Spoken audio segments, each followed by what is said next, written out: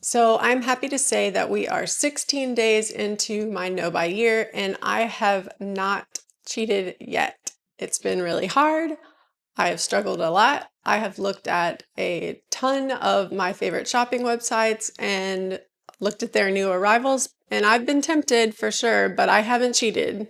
So I haven't really heard anyone talking about this part of a shopping addiction. I thought my issue was self-control, but it turned out to be these tiny habits that I didn't even notice. These things were quietly making my shopping addiction worse. And no one really talks about this side of a shopping addiction. At least I haven't seen it much online. So today we're going to be talking about the 6 things I didn't realize were fueling my shopping addiction. Number 1, I treated shopping like a personality trait. I genuinely just thought shopping was a part of who I was. It became kind of cute, like, I'm a shopaholic, and that's not really cute at all. I had a running joke with my friend, and every time I'd meet her up for lunch or for coffee, she would always say, "So what new thing do you have on today?" And it was cute at the time, and it was funny. She didn't mean it in a mean way at all, but it kind of made me realize that I maybe had a problem with shopping. And I was a girl who loved Target, loved shopping online. I love finding a good deal.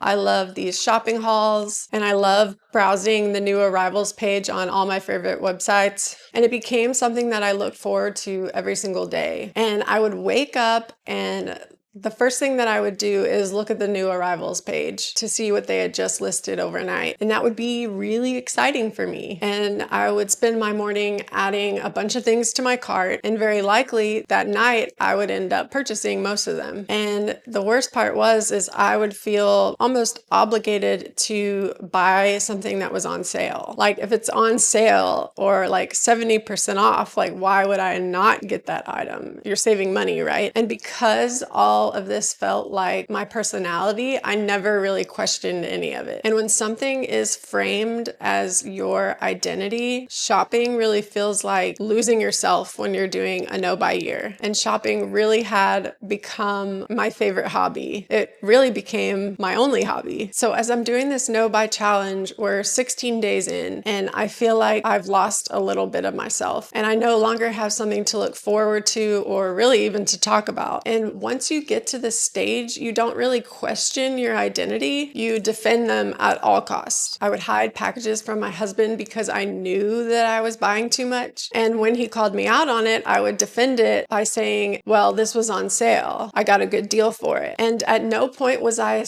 thinking this is unhealthy.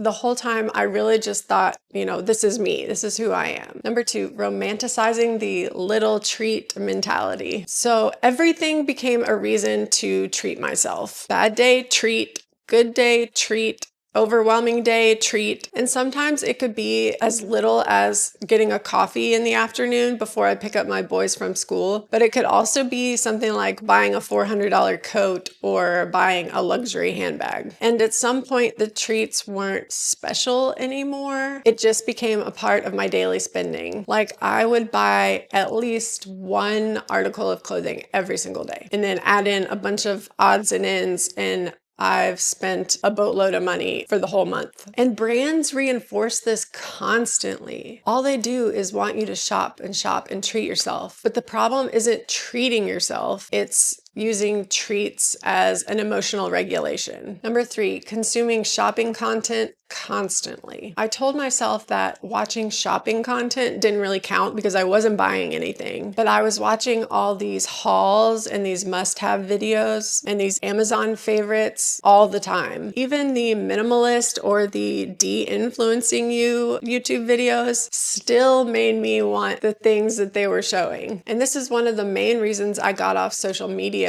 is because I was constantly being fed all of this stuff that I could buy. And I didn't want to be tempted to buy things anymore. And that plan didn't really work out so well because now I'm just addicted to YouTube, and that's all that I see is these fashion girlies talking about what they bought at Quince or what they bought at Cost or, every other store. And now I want to buy all of those things. And exposure creates this desire, even if you don't act on it immediately. Your brain definitely definitely stores them for later. Number 4, using shopping to avoid feelings. This one is a big one for me and probably the hardest one to admit, but anytime I felt uncomfortable or bored or insecure or even happy, I shopped. The biggest example I can think of is wanting to look younger. I would be on a YouTube short or an Instagram reel and see this 20-something-year-old girl using this moisturizer, and I would think, oh, if I buy that, then I might look 20 years younger, or I might look in my 20s, but I'm almost in my 40s and I know deep down that that would never happen. And I never caught myself thinking that until like a month ago. Shopping wasn't the problem. It was really the escape. I just needed a break from the insecurity and overwhelm and anxiety that every day brought me. And shopping gave me that distraction, that hint of excitement, and that sense of control. That feeling always came back, and then it added on guilt. So what I would do, I would just scroll the internet when the house was quiet instead of filling it with a fun hobby. Browse when you're overstimulated or overwhelmed, and I'd be adding things to my cart instead of just sitting with my feelings. My mom is in a nursing home on hospice right now, and it's been really difficult for me to sit and think about how sad it is that she's so young and she will likely die in the next 6 months. So I turned to shopping to distract me. So I wasn't really shopping because I needed to feel something. Sometimes I would need to shop in order to not feel things. Every urge to buy was my brain saying, you need to fix this feeling. Learning to pause instead of purchasing was harder than not spending money at all. Number 5, having too much choice and too much stuff. My closet was super full, but it never felt right. I used to have over 400 pieces in my closet or in my drawers of clothing or accessories, and it was so packed that my hangers didn't even fit and my leggings didn't even fit in a drawer. But this summer I decluttered more than 250 items in my closet. I still feel like I have too much. I'd buy more because I thought that that would finally make putting together outfits easier. But more stuff just made getting dressed in the morning more overwhelming. So what I know now is that decision fatigue really leads to me buying more. And simplifying removes friction and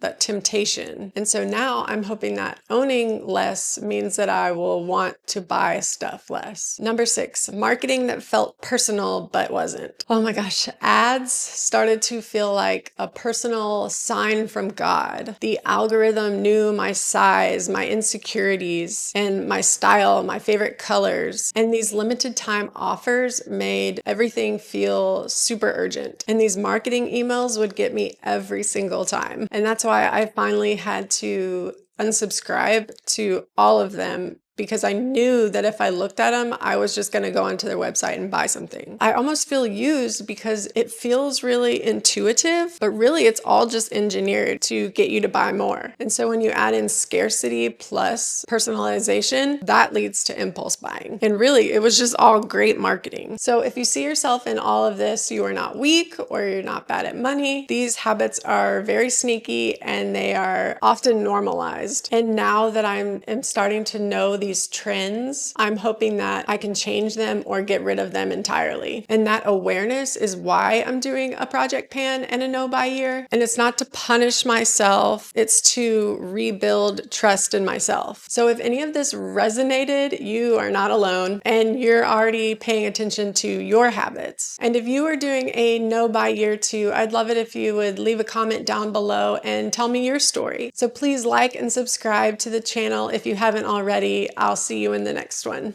Bye.